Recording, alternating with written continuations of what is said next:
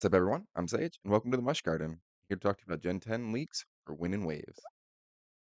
When looking at some of the leaks and designs for Wind and Waves, it seems to really want to push that mold Pokemon has had the last few games. From the few concept pieces I've seen, it looks really promising. But also, we need to remember that this is Game Freak, Nintendo, so at the end of the day, a lot of things could be scrapped or redone. But with Infinity being a core point of Wind and Waves, seemingly because they are invisible forces that are always changing, infinite playability, the return to the game over and over, which, if done right, would give a great feeling of growth and change during the story. It also ties in to our next point, which would be the seed Pokemon. One of the most ambitious ideas for Project Gaia is the seed Pokemon.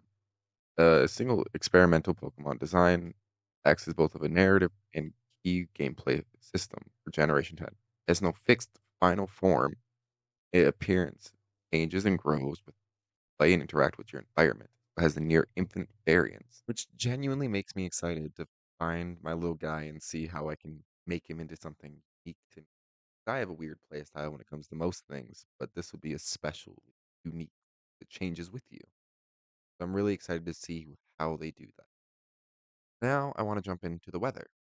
The weather seems to play a big part in this game, with different things coming from it, which we've seen plenty of from the leaks.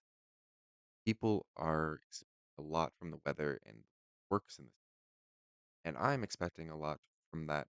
How it also ties into the gimmick. There's the new Majin gimmick, or at least the code name of it is Majin. From what we know, it revolves around weather, with different things seemingly changing about Pokemon and moves as well based on the weather. These Majin seem to play more of a role like a patron gimmick. Some types having these specifically boosted icons in the code. I'll throw another image up because I know I'm going to throw the Pikachu one up beforehand. He looks goofy as hell. Okay, the last two things I want to talk about for this very short video, will be speed running through the leaks and stuff, is we're doing away with the traditional gym system for a broad system of adventures. These include battles, environmental challenges, rescue missions, survival activities, reversal, reversal unlocks, and more. I don't want to list everything. Among these, there are 18 major milestone adventures loosely tied to the eight Pokemon types, themed around sustainable and long-term development. So instead of just doing the gyms, we have these adventures in a more broader freelance sense of doing the gyms. So it's kind of in a similar aspect, but you can do it and approach it in different ways, which is a unique and interesting way to start doing a Pokemon game. Lastly, box art. The legendaries Wind and Wave. They are clearly defined as a package Pokemon deal.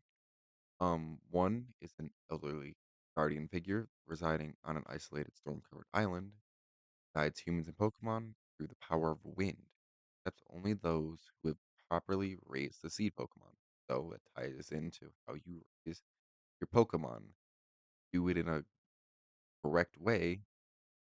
These guardians, these guiding hands, you know, show you they accept how you to raise it. That's so cool to do.